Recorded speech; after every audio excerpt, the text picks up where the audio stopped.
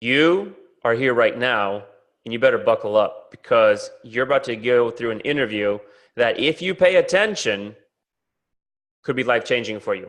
I'm joined right now by Peter Pessetto. He's the author of a book called Active Choices, and I was recently introduced to Peter for this summit, the GLS3 Summit number 3, and everybody I've talked to or mentioned the name Peter Pessetto to has immediately lit up, had nothing but incredibly powerful, positive, good things to say. This guy is making an impact and a change in people's lives. Peter, again, like I said, is the author of a book called Active Choices. He's also a practicing real estate agent, just like you are. And today we're going to talk specifically about the choices that people can make to create their own filter, which is just like a small piece of everything that we can learn from Peter. But that's what we're going to focus on today. But with that said, Peter, welcome to the Get Listing Summit. So excited to have you here with us today. Thanks, man. I really appreciate being here, Andre. And, I could say the same about you. It's been exciting. Obviously when you came in, it's about who we're connected with. It's about who we're in business with that matters. And, I got your name from somebody that I really care about and has made a big impact on me. And so picked up the phone, had a conversation with you and was all in right away, man. I really, really appreciate what you're doing for people. Thank you so much. Before we dive into Peter's story and start learning from Peter, I just want to make sure I point out a couple of things to you guys watching. Below are 2 links, very important for your success and your benefit. One, there's a link below to Peter's website, activechoicescoaching.com. Go check that out. Just get familiar with him, all right? Follow him on social media. There's links to all of that on his website. The second thing is a link to an phenomenally generous gift from Peter. It's his course, The Priority Management System. And he's actually giving that away for free here today. So you can click on a link to that and get access to that as well. If you are an all access pass ticket holder, you'll be able to get that for free. But go click on it, check it out, and know that that's something you can get completely for free today from Peter if you're an all access pass ticket holder. All right, Peter, you're a real estate agent, and then you write a book. Now you're making an impact in all kinds of ways. Why did you decide to write a book? What was going on in your real estate business or in your life, right, that made you go, you know what, I'm going to go through the torture and the pain of sitting down to write a book? Yeah, and it's one of those, it's probably a good thing that I didn't know what it would take to get the book done and published and go through all that, because I might have shied away from the effort. And I don't practice real estate as much anymore as I do a lot of coaching and working with real estate agents, helping entrepreneurs and helping real estate agents grow their net worth and grow their lives. I always say that if I'm the one selling the house, I'm probably doing the wrong things, right? Okay. So I wrote Active Choices because everywhere I went, I meet somebody like you and we have a great conversation. You go, hey, have you heard about this book? Have you heard about this book? Have you heard about this website? Have you heard about this speaker? And it's not that I didn't want those suggestions to mean anything. It's just everywhere I went, I'd get 4 or 5 suggestions. I'd spend a weekend at a conference. I'd come home with 55 books to read and 40 people I got to follow. And it's just, every single day, Andre, we have this tsunami of information coming at us. Our society does not lack for information. What most of us lack is a filter. Is to filter that information, and how do we decide what are the choices that we need to make on a daily basis, on a weekly basis, to keep going in the direction we want. And when we make those choices consistently, I often say it's kind of like the hull of a sailboat. Sailboats have this really deep hull so that they're not pushed around the ocean when the winds pick up. And without a filter, we have no hull. We just get blown around in this tsunami of information. So I first started writing down just to kind of learn for myself, put my thoughts on paper, and then I started sharing the thoughts, and then people went, oh man, that's really good, like help me understand that more. And then I developed a little bit more and I'd share that, and people kept going, you need to write this, you need to type it up, you need to write it. And it kept going, and next thing you know, I had the content for it. So I took it out to some friends and just said, hey, what are your thoughts? Like, from the people I've shared bits and pieces with, what are your thoughts on this? And I got 2 pieces of feedback that were extremely honoring, extreme compliments for me. And it wasn't that they were looking to give me compliments. It just, I took it that way. Mm-hmm.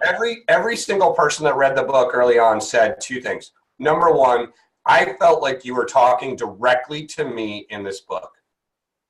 And number two was, I want to go back through it with a highlighter. And that's an incredible thing, because I gave it to a wide range of people that know me really well, people that don't know me at all, friends of friends, people at the top of the industry, people that are, struggling to get by, people that are in roles. It's not just for the rainmakers of the world. There were people that were, working in other roles that are important in this industry and yet aren't always in the public eye. And they kept coming back and saying the same thing. I felt like you were talking directly to me, and people felt empowered. And that's what I wanted, is I wanted people to be able to go out and have a filter of their own. I can't come up with Andre Polston's filter. I can't do that. You know what's right for you. I don't know what's right for you. Right. Help coming up with the questions, right? It's the questions that move us forward in life. Why are filters empowering? Filters are empowering because filters give us clarity. Okay. Right?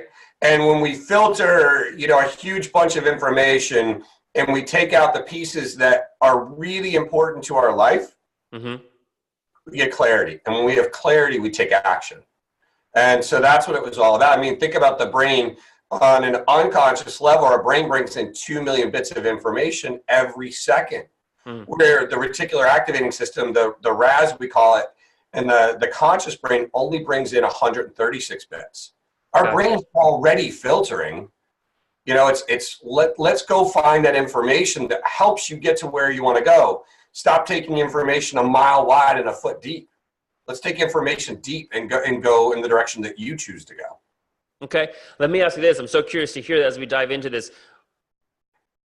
What was an experience in your own personal business, life, whatever category of life, doesn't matter, where you use the tool of active choices, right, or creating a filter to then create or effect a desired outcome or a downstream reality in your life that then came to fruition or got realized? Like, do you have an example of something like that you share with people? Sure. There's three real clear examples, two that I talk about a lot about. And so the one that I think I'll bring up that I think a lot of people would understand is, there's a chapter in the book called Choose the People on the Bus. Okay. Right? And we hear it all the time. Who we're in business with matters. Mm-hmm. Right? And who we surround ourselves with matters. And, your income is going to be the average of the 5 people that you're around the most. And I think a lot, and it's funny because I did a little research on this, and the largest bus in the world has a capacity of 300 people, which is all right. And that you realize even the largest bus in the world has a finite capacity. Right. And our lives are the same. We have a finite capacity, finite amount of energy on a daily basis to put into the people around us. And so surrounding yourself with what I would call a multiplier. So I put energy into you, and that energy multiplies through you. So finding the multipliers that mean the most to you and are helping you achieve what you choose to achieve, and surrounding yourself with multipliers. Choose the people on the bus extremely carefully. How does one go about beginning to actually create filters? And I think maybe even, this might sound like a basic question, but even knowing where to start applying those filters. Right? Because you got to be conscious about it in the first place, right? You got to consciously observe something and see something. Yeah, you do, and I think that's a little bit where coaching comes in, a little bit where just connecting with other people comes in.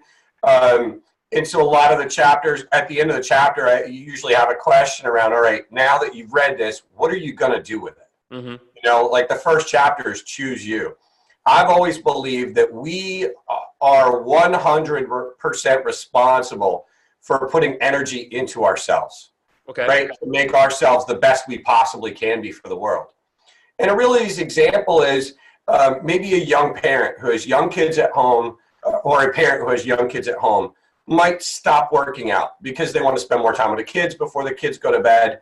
And then after 6 months, 8 months, their health is deteriorated a little bit. Mm-hmm. And a lot of times when they read that chapter, the first thing they do is getting back to working out, and they realize sort of how much more energy they have to put into their children by taking that 30 minutes for themselves. And instead of just going, all right, I'm going to give up working out today so that I can spend that 30 minutes with your kids. And it's not up to our spouses or romantic partners or anybody else. It's up to us. We've got to be doing the things. And whether that's meditating or getting a good night's sleep or going to church or yoga or whatever it is, you know what's right for Andre. And right. So as soon as you're challenged with that, you'll go, all right, I realized that I stopped working out. Okay, when am I going to get back to working out this week? Mm-hmm. That makes sense. That makes a lot of sense.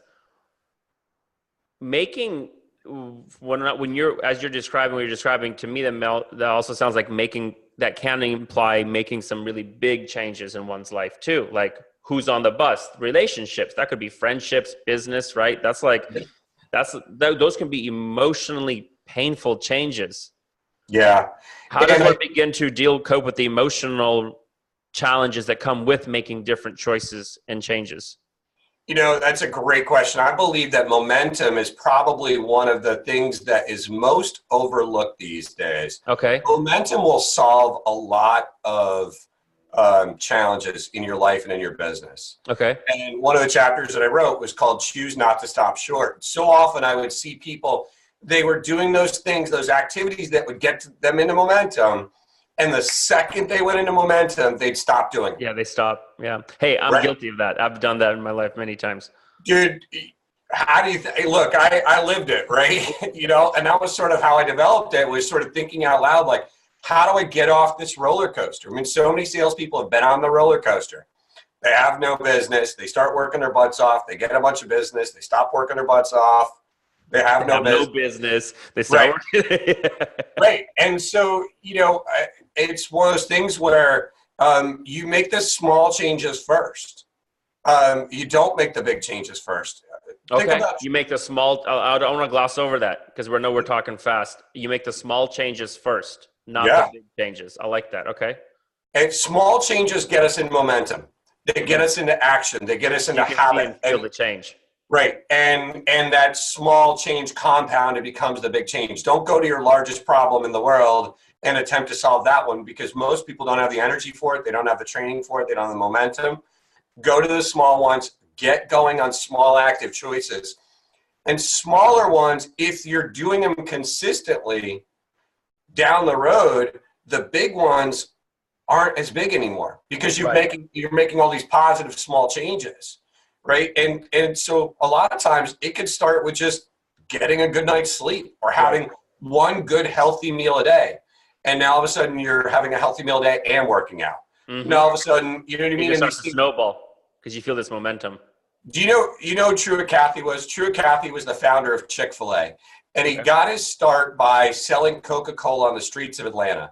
And he figured out that if he bought the case of Coke and he pulled it around his wagon and he sold it, if he bought cups and ice, he could make 1 cent more per case than his buddies would. And he realized that 1 cent more was a small change, and it added up and it added up. And that's where he got the whole concept of, how to reinvest. And that's where small changes can have a huge effect. I know this might sound a little cheesy, but hey, I really like making interviews actionable, or at least parts of them actionable, as we also teach the principles and the philosophy and the framework.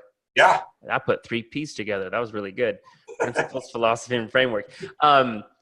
What's a list? So you work with a lot of people one-on-one, group setting, and also just giving back to the community in general. What's a list of 5 to 10 to 15 common active choices that are small enough to where they don't disrupt a lot, but do engage you enough to start creating momentum that you can generally probably prescribe to people that are listening, that they could look at and pick 2 or 3 from? 100%. Great question, and I'm happy to provide that. Number one, and this is a question that if my coaching clients are watching this on replay, they're going to start laughing right about now because they know what question's coming. Okay. I have a chapter on choose when matters matter. And that's where sort of my birth of the priority management that all of you guys are going to get a chance to look at that's moved so many people forward was born. And the number one question that I ask in there is, what do you have to stop doing this week that's going to make you more successful next week? Oh, I like that. Oh, I've never heard it asked that way. And see, and one of the reasons that the priority management class has worked so well for so many is that it's based on laws of the universe. And it's how you and I work already. Where most real estate agents will fail, and I really hope that a lot of people get a chance to watch this part and in relation to the other experts you're going to have on here. A lot of people are going to watch the summit and they're going to attempt to add activities on top of what they're already doing. Okay. And they won't understand how that's going to work. If you want to add something that you're seeing in this incredible summit, I promise you the fastest way to add it is to stop doing something that you're currently doing that's not serving you. And so what do you have to stop doing this week to be more successful next week? It's not going to be something simple like cut out soda pop because I'm getting sugar high and crashing every day and my brain energy is just fuzzy. I hear things all over the place. And, some of it, sometimes it's scrolling on Facebook, and yet I know a lot of people do business on Facebook. So I say, all right, if you're going to go on Facebook, set a timer for yourself. 10 minutes. As soon as the timer goes off, you jump off. Mm-hmm. It could be driving to go get that Starbucks coffee. It could, because there's 20 minutes wasted. There's a lot of things that people could give up. Next thing I would say is choose the people on your bus. If you're looking for more business, the fastest way to get it that I have ever found in coaching thousands of real estate professionals is to put energy into those people that are already multiplying you. Okay. Third thing would be choose not to stop short. Okay. What were you doing that got you into momentum? Was it, maybe being at the office just by 9 a.m.? Was it role play? Was it door knocking? Was it whatever? What was it you were doing? And how can you prioritize that activity such that it's a consistent activity on your calendar every single day? I'm taking notes on this. One of the other chapters that I talk about is choose 100%. One of the big learning moments in my life came when I realized I played soccer for a long time. And at the end of one game, I was completely exhausted. I tell the story in the book. And I literally sat down on the field thinking the game was over and I couldn't make it to the sideline. And one of my buddies was like, all right, let's get him in overtime. And I went, holy crap, there's another 20 minutes. I probably didn't use the word crap for the record. And I got off, I got some water, I went back on, I played another 20 minutes. And what I realized was that other 20 minutes was inside me, even though I thought I'd given it all. And my aha there was how far below 100% I truly had been giving in my life in so many areas. When you think that you've given everything you possibly can and had to find more to give and gave it, then you've reached your 100%. And when you realize that you can't give everything 100% to, what are the things that matter most in your life that you're going to actively choose to give 100% to? I really like that. And that founding question was, what are you going to have to stop doing this week so you can be more successful next week? Was that right? Yes. What do you have to stop doing this week that's going to make you more successful next week? Gotcha. Okay. And so is that kind of the framework that you start using for creating filters? Or is there or I want to make sure that we truly show and explain to people or people understand what does it mean to create a filter and start using it? Right. So when the filter is, you think about a water filter, right? All the water in the pitcher is going to pass through the filter first.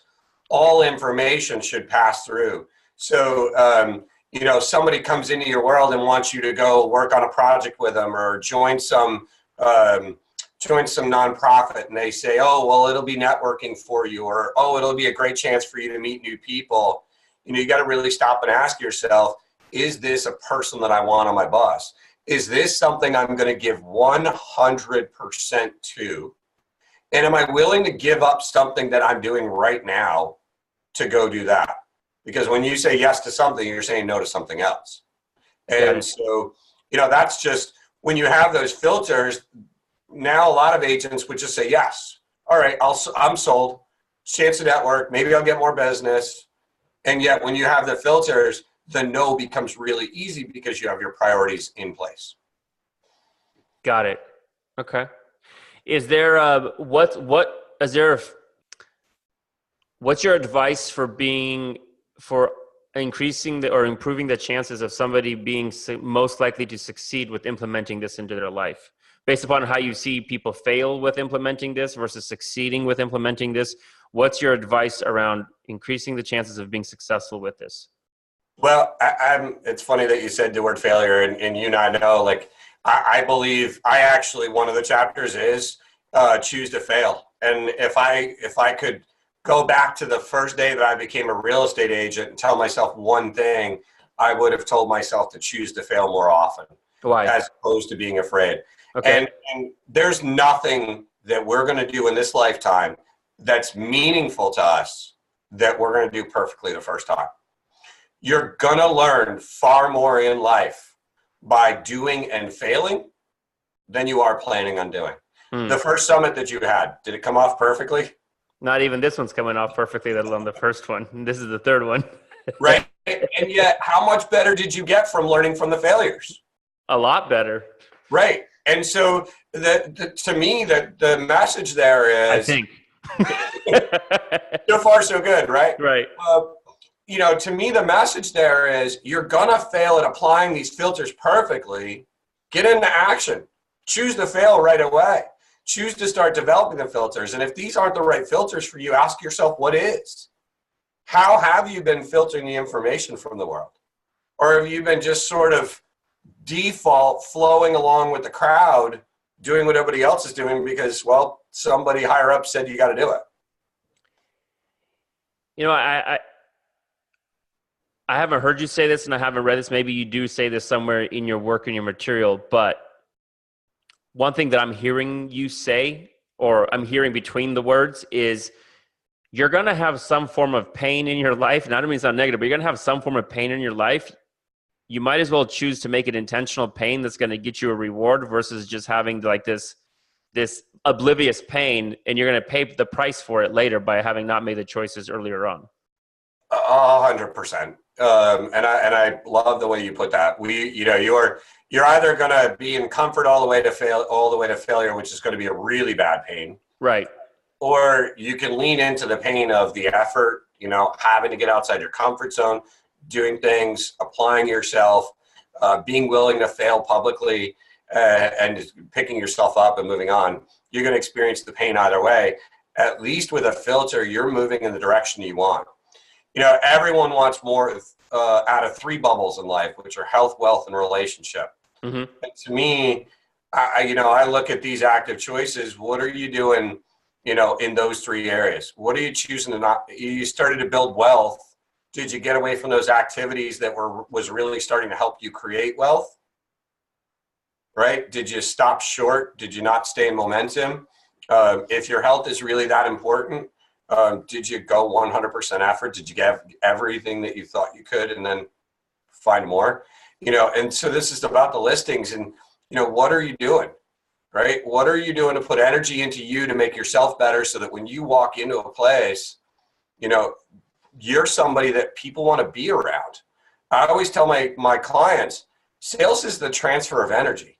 If your energy's low, no one wants to transfer energy with you. Mm.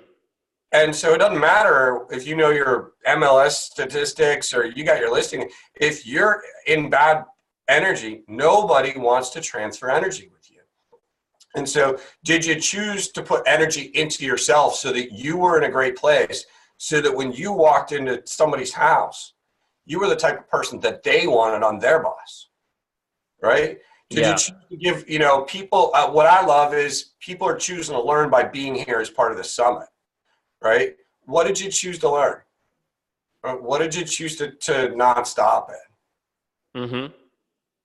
That's really powerful. Simple but powerful, right? Is there a way for somebody to say, okay, I want to use the tool of active choices, and I have this vision and this financial goal with listings in my business for 6 months from now. How does one begin to use the tool of active choices within a time-bound goal of I want to be at this financial outcome in 6 months? I think it actually works extremely well because you're going to stop and you can use that. Hey, like let's say I want to get to 20 listings a month that I have as a minimum listings on the market, right? Okay. That's what my listing inventory is, and I'm at 10. Who are the people on the bus that got me there, and who do I need to choose to have on my bus that's going to get me to 20? Got it. What do I need to put that 100% effort into that's going to get me to the 20? What do I, what are the activities that I was doing that got me to 10 that if I hadn't stopped short would have continued the rest of the way, right? And what do you need to fail at to get to 20 listings per month? You're probably going to learn maybe your systems aren't in a good enough place. Maybe you need to get more photographers. Maybe you need to have a new software system that's going to help you communicate with 20 sellers every single week while going and getting more sellers. What are you failing at that's going to get you there? I like that. So in going back to my notes, it's about choosing what matters, right? Choosing what's going to matter when. Yep. Choosing the people on your bus. Don't stop short. Going 100%. Yeah. Right, going 100% in, and knowing what you need to fail at to be able to move forward. Yep. I think just the idea of mentally accepting that you're going to have to go fail at this makes it easier to go do it. Well, I think right? It's like a pragmatic language. Like, okay, I know it's going to suck, but the only way to get better is to go suck at it at first. Well, it's funny because sometimes I tell my coaching clients, hey, I want you to go out this week and I want you to fail as spectacularly as you possibly can. And next week we'll talk about what it was and we'll learn from it. Right? What do there are a lot of times we think we're going to fail so we don't do the exercise. I always say, prove it. Prove that you're going to fail at it because we don't know unless you've done it. We don't know unless you've tried. We don't know unless you surprise themselves sometimes. What's that? Do people sometimes surprise themselves? Yeah, that's the most fun part is, having worked with thousands of people at this point, I have experience from thousands of people. Right. So I know that that's out there. And so sometimes I just kind of smile and I go, hey, I want you to just go make the active choice to prioritize this week. You should prioritize going to fail. You don't think you can have an in-person event? Go prove it. You don't think you can go knock on 100 doors? Go prove it. And people come back and they're like, you're not going to believe this. I'm like, really? Do tell. I like that a lot. If you could, if from your entire body of work, written material, the coaching experiences you've had, your own implementation, if you could grab everybody on the summit and just shake them on one thing and get it stuck into their head and get them implementing on it, what would that be?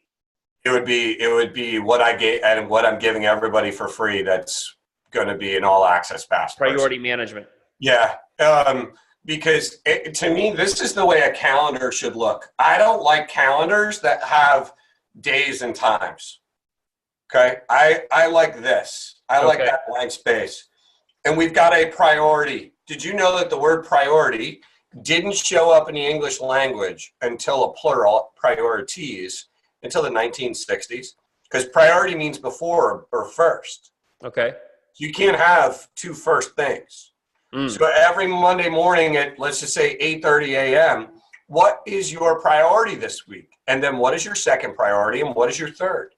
You earn the right to go work on the second priority by completing your first one. And if it takes you to 5 p.m. on Friday, it takes you to 5 p.m. on Friday, and yet you got the most important thing done. Gotcha. The difference between the rock stars and some of the people that I know that you're interviewing and everyone else is the rock stars in this industry get the right things done. They prioritize the right activities and they get them done. And part of that was the law of the vacuum. What do you got to give up doing? What do you have to give up doing that's going to make you more successful next week? Because when we're clear, we have clarity of intention in this world of what it is we want to accomplish, and you make room for that intention to show up, it shows Mhm. up. What are the biggest stumbling blocks that you see in students when it comes to implementing priority management? Or like Um, traps or like halfways that they think there's effective, but it's not. Like, what are some of those insidious little stumbling blocks that you as a coach are able to identify and pick out? what I love about the priority management experience and the people that keep coming back to it is go right back to the failure is they didn't do it perfectly, Mm-hmm. right? Something got in the way, something happened, and they were leaning into the failure at that point. And they realized, like, all right, like I did this, and I still did a whole lot more of the right things this week than I did last week, and they feel more empowered. So just know that the stumbling block that is potentially out there is you being afraid to implement it and thinking I've got to implement this perfectly the first time. The reason that it works is it's a little bit fluid because it works the way your brain works. So many times people are like, oh, well, as soon as I get these listings sold, then I will dot, dot, dot. Mm-hmm. As soon as like things calm down, then I will dot, dot, dot. And that's one of the biggest, limiting beliefs out there, that there's some time in the future when the world is going to calm down that you can actually complete all your work. There's always going to be a whirlwind. There is. Get over it. Know what your priorities are and complete them above and beyond the whirlwind. So somebody has to become comfortable with chaos and disaster in other places. And just know that you can't have, I guess the other big stumbling block is people believing that they're having too many priorities. All right. So they have a 1 through 10 as opposed to a 1 Got through it. 4. And that becomes a to-do list. When you have a lot of things on your priority list, then it becomes a to-do list, and we gravitate towards the easiest things to accomplish. Mm. Which is why most people check emails at a time they should be making phone calls. Why? Because checking emails is easier. Right. Right. That makes a lot of sense. From everything that from the key principles that you've listed out here for active choices, going 100% in, choosing what you fail at, choosing what matters and when it'll matter, that list. What do you think is the one that is the most, is the linchpin? Is there one out of that that's a linchpin that is kind of, or a keystone that can help, or the cornerstone habit that can help with the rest, accelerating the rest? Yeah, and it's the first chapter, which is choose you. And I talk about, I call it rule number 1. And I ask my clients, what did you do for rule number 1 this week? And I promise you that when you prioritize you, I don't care what it is that you're doing, 15 minutes a day, 1 30-minute block during the week, whatever it is, when you one time every single week just stop and put energy back into yourself, we can accomplish all things with energy. And so when you're consistently raising your energy and putting energy into yourself, a lot of things in your life are going to get easier. And the people, where I see relationships falter is when people stopped putting energy in their relationships. Health falters when we stop putting energy into it. Everything falters when we stop putting energy into it.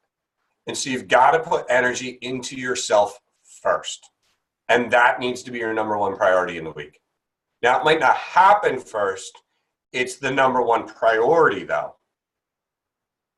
And when you are constantly choosing you, a lot of these other things are going to start to happen naturally. I think what most people will see with this is they'll see at a time in their life when they chose to learn. They'll see in a time in their life when they did give something 100%. And they'll realize it kind of reminds them of that filter that they did have at one point and helps them go back to, oh yeah, I remember when I was doing a great job of taking care of myself and how everything was easier. Mm-hmm. And they know the activities.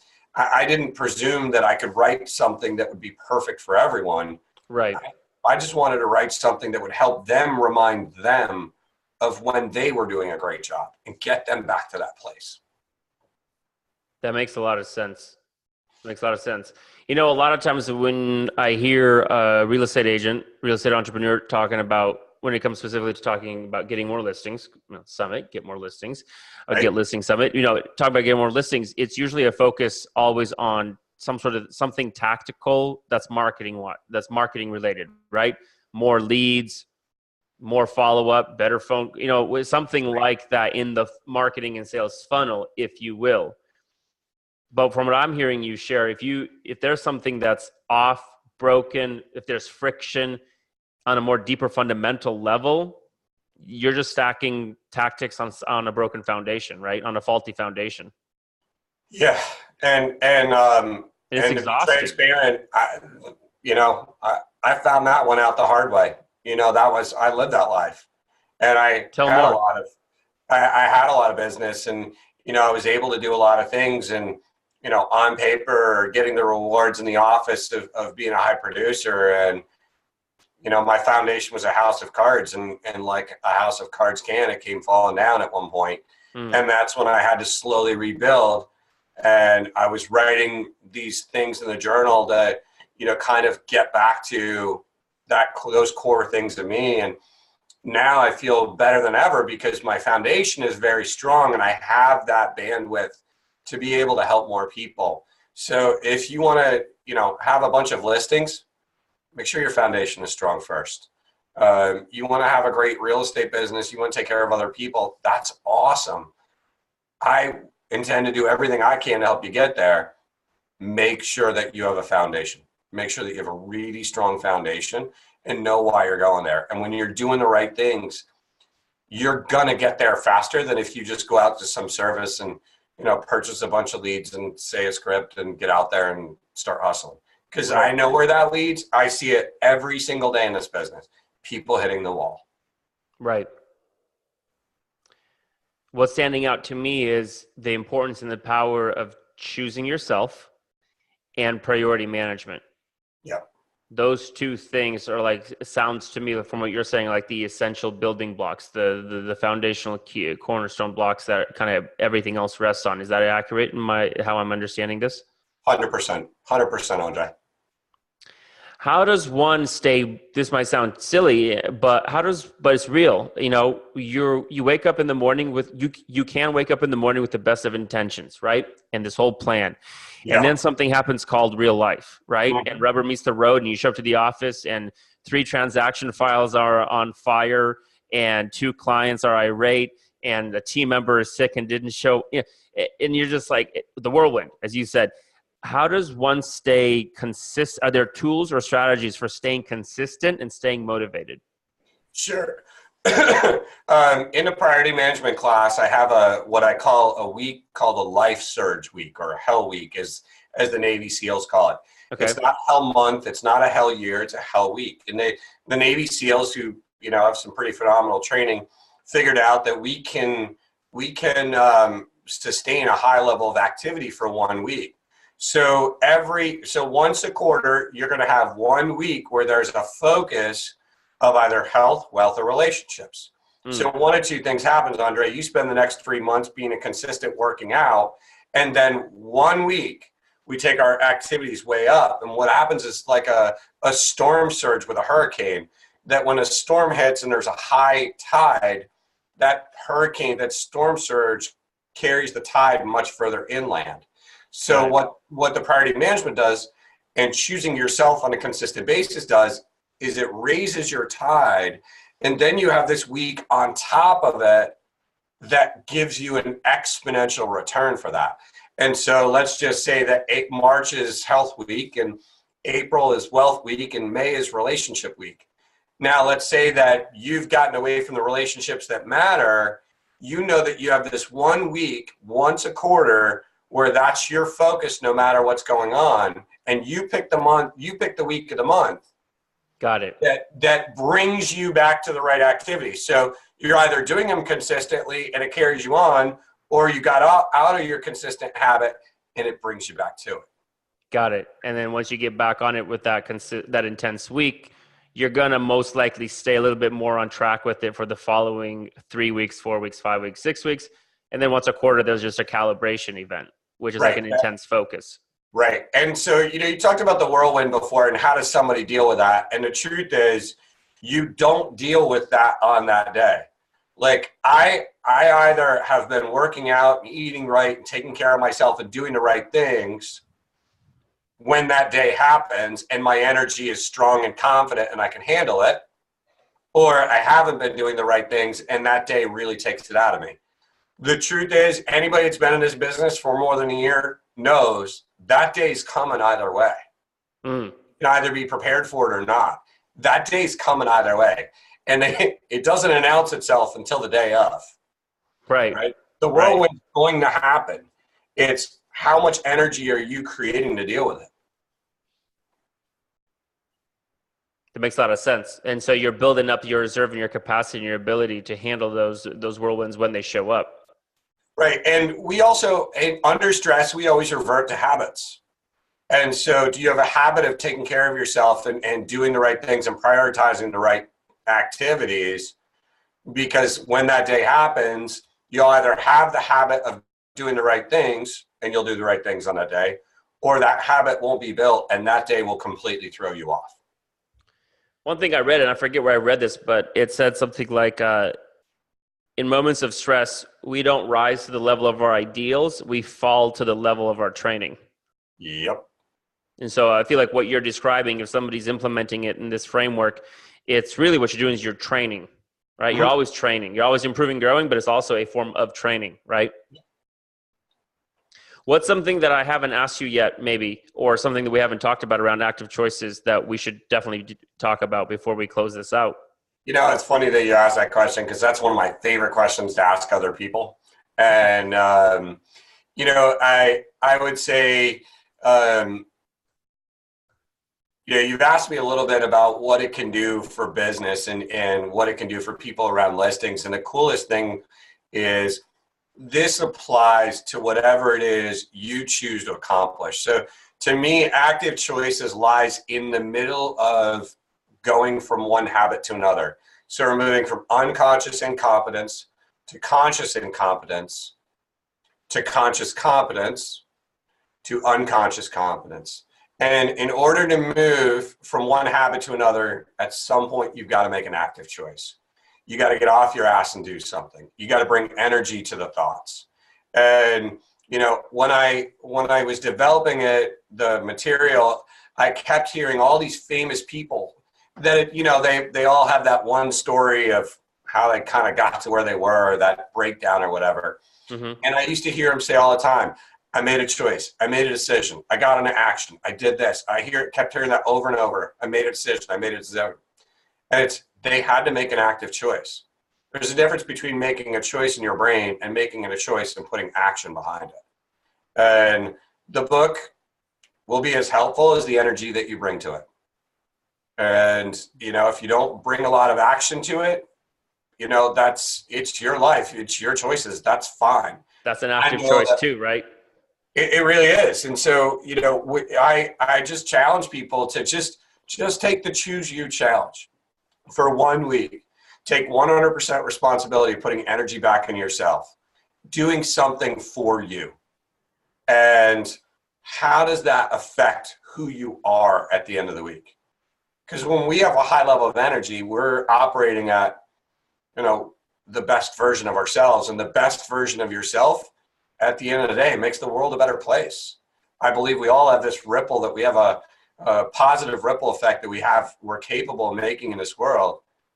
The better you are, the more that ripple will happen for other people. That makes a lot of sense. Makes a lot of sense. I really like that too. That's such an implementable thing. For anybody who's listening and still maybe wondering best steps, next immediate bite-sized step, the choose you challenge that you just mentioned, that sounds like a perfect next step. For 1 week, choose to put yourself first in some way. Yep. Right? To put energy back into yourself in some way for 1 week consistently.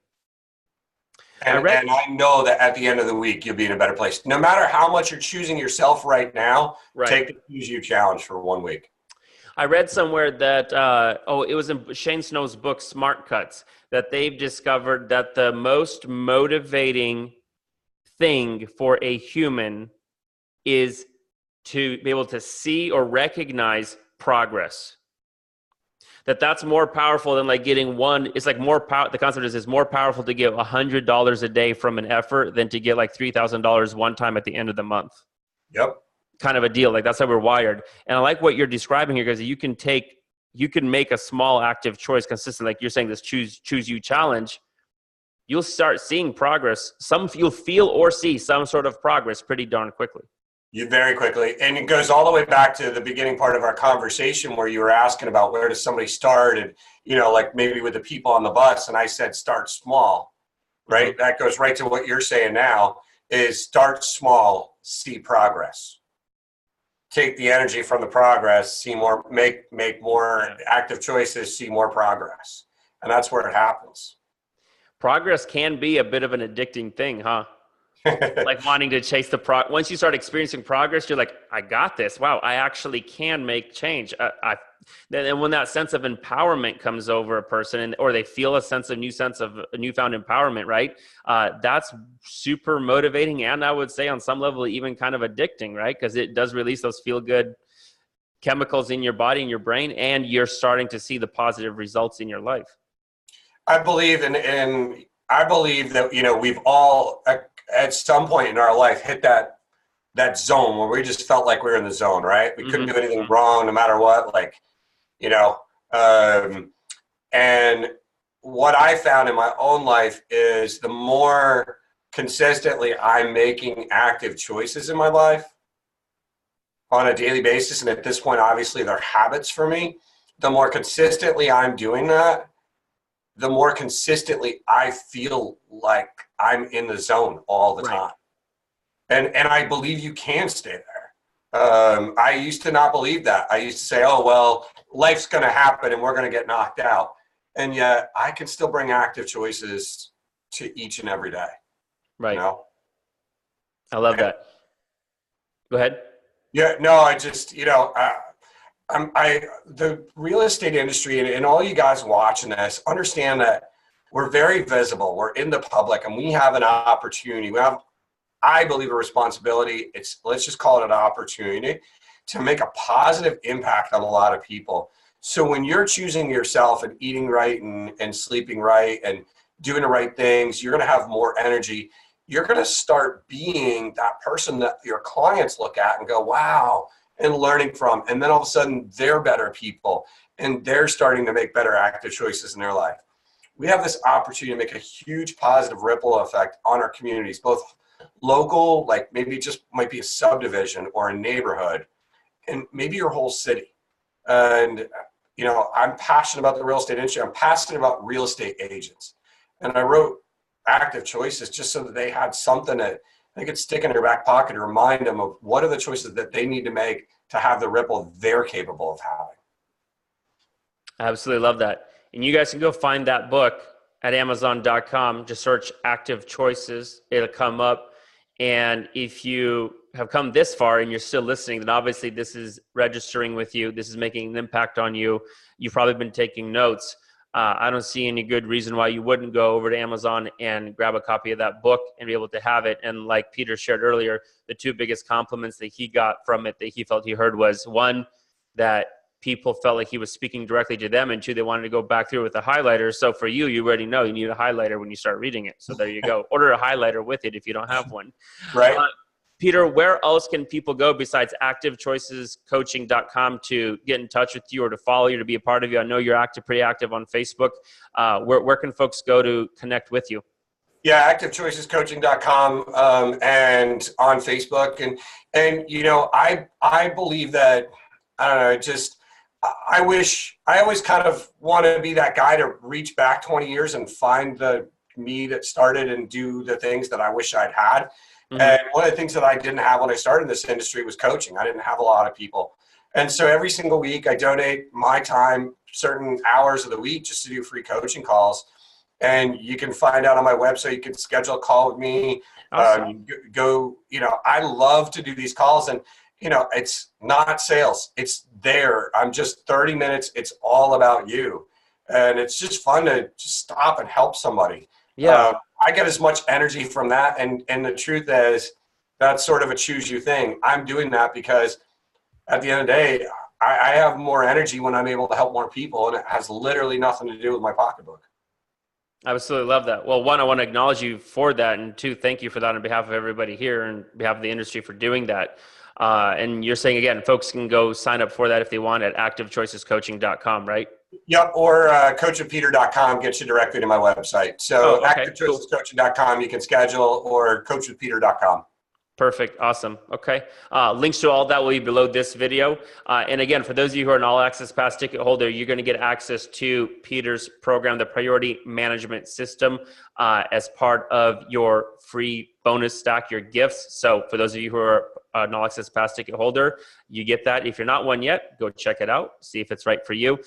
Peter, on behalf of everybody here at the summit, I just want to say thank you. Thank you for showing up. Thank you for your generosity in knowledge and sharing, and also in your generosity in bringing more amazing speakers to the summit as well. You've been a multiplier for me this year, and you've introduced some really cool people, and just helping get the word out, being a supporter. I really appreciate you, and I really appreciate what you're doing. So on behalf of myself and on behalf of everybody here at the summit who's learning right now from this interview, I just want to say a big thank you.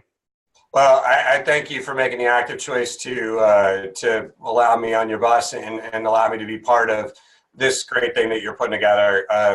You guys you're making a huge impact on a lot of people, and I can't wait to get the word out for everybody. I know that there's a lot of people that need to hear these interviews, the people that you've got coming up. So thank you so much for your time.